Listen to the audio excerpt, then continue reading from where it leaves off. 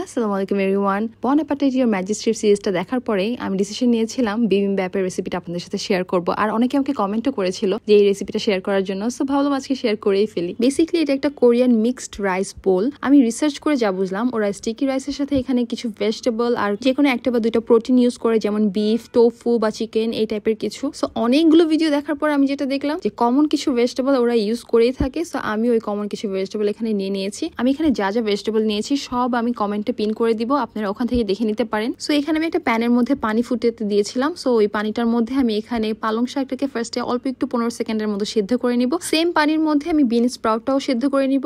আর আমি এই ভিডিওতে যা ইউজ করেছি সবকিছু কিন্তু আপনারা ক্লিক টু টাচ পেজে পেয়ে যাবেন। আমি কমেন্টে পিন করে দিব, আপনারা ওখান থেকে দেখে নিতে পারেন। এখন একটা প্যানের মধ্যে সেসিমি অয়েল দিয়ে নিব একদম অল্প পরিমাণে। তারপর সবগুলো ভেজিটেবল একটা একটা করে আমি এই সেসিমি অয়েল দিয়ে আর অল্প একটু লবণ দিয়ে ভেজে নিব।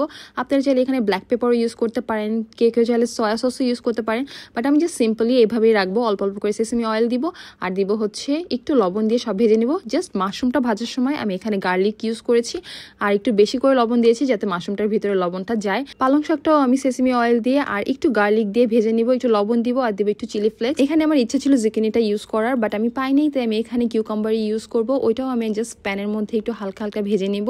এটা না ভাজলেও চলে আমার যেটা মনে হয়।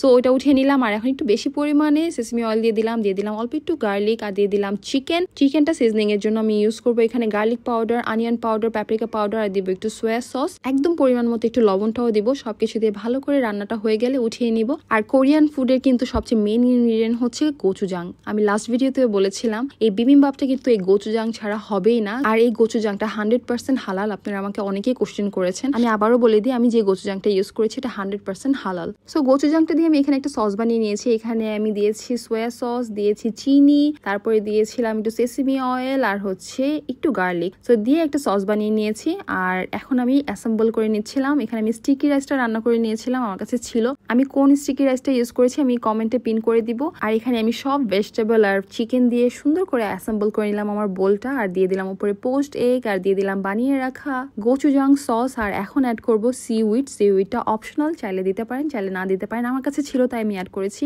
উপরে স্প্রিঙ্কল করব সেসমি সিডস আর স্প্রিং অনিয়ন। আর এই তো আমার বিবিম্বাপ রেডি। এটাকে এখন সবকিছু ভালো করে মিক্স করে জাস্ট খেয়ে ফেলতে হবে, আর কিছু না। তবে টু বি অনেস্ট, এটা আমাদের বাঙালি টেস্ট বাড থেকে পুরোই ডিফারেন্ট একটা খাবার। যারা একটু ফিউশন করে খাবার খেতে পছন্দ করেন তাদের কাছে ভালো লাগতেও পারে, আবার অনেকের কাছে ভালো নাও লাগতে পারে। তবে আমার কাছে এটা সোসো টাইপের একটা খাবার। সো আই হোপ আপনাদের কাছে এই ভিডিওটা ভালো লেগেছে। So it's all for now, see in the next video. Bye, thanks for watching.